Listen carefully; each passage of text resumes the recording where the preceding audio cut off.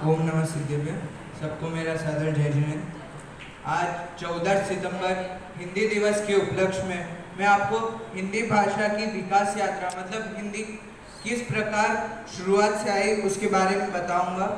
तो इस शुरुआत करता हूँ। हिंदी जिस भाषा धारा के विशिष्ट देशिक और कानिक रूप का नाम है। भारत में इसका प्राचीनतम रूप संस्कृत है। संस्कृत का काल लगभग 1500 ईस्वी पूर्व से 500 ईस्वी तक पूर्व तक का माना जाता है। इस काल में संस्कृत बोलचाल की भाषा थी। तब संस्कृत के भी दो वेद थे, वैदिक और लौकिक। संस्कृताधीन बोलचाल की भाषा बदलते बदलते वह नया रूप ले लिया। उसने पाली का उसने रूप ले लिया। इसका काल लगभग 500 ईस्वी पूर्व से पहली ईस्वी तक का माना जाता है और बौद्ध ग्रंथों में बताया गया है कि इसका रूप मिलता है और जो बोलचाल की भाषा का ही शिष्य और मानक रूप है। मतलब यह जो पाली है उसका शिष्य और मानक रूप बताया गया है और पहली शताब्दी से 500 ईस्वी तक का इसका रूप प्राकृत नाम से अभिहित हुआ। मतलब पाली को प्राकृत कहा गया। उसके बाद इसकी जो क्षेत्रीय बोलियां अनेक तब हुई थी वह है शौरसेनी, पैशाची, वाचड़, महाराष्ट्री, मागधी और अर्ध मागधी। इस प्रकार की अनेक बोलियां तब वहाँ पर विकसित हुई।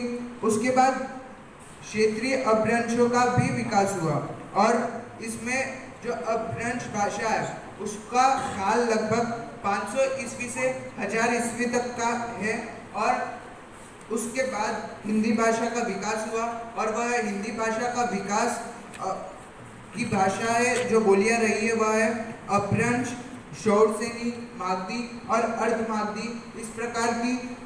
इस प्रकार की जो बोलियां हैं उससे हिंदी विकसित हुई।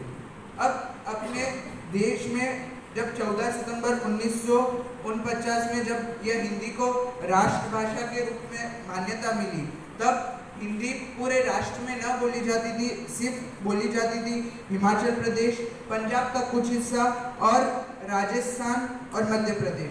इन सब जगहों में 5 उपभाषाओं में हिंदी को बोला जाता था। वह इस प्रकार है: पश्चिमी हिंदी, पूर्वी हिंदी, राजस्थानी, पहाड़ी और बिहारी।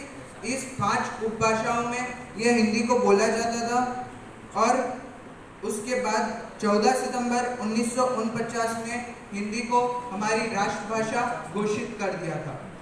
अब मैं अपना वक्तव्य समाप्त करूं उससे पहले कुछ छोटी सी 2 पंक्तियां कहकर समाप्त करना चाहता हूं। प्यारे मित्रों, लक्ष्य बनाओ, ऐसा एक मुकाम करो, दुनिया सारी हिंदी बोले, नेता हिंदुस्तान हो। क्या कि दुनिया सारी हिंदी बोले और उसका नेता हिंदुस्तान हो। इस प्रकार की कुछ पंक्तियां बोलकर मैं यहाँ से विराम लेना चाहता हूँ। ओम नमः शिवाय।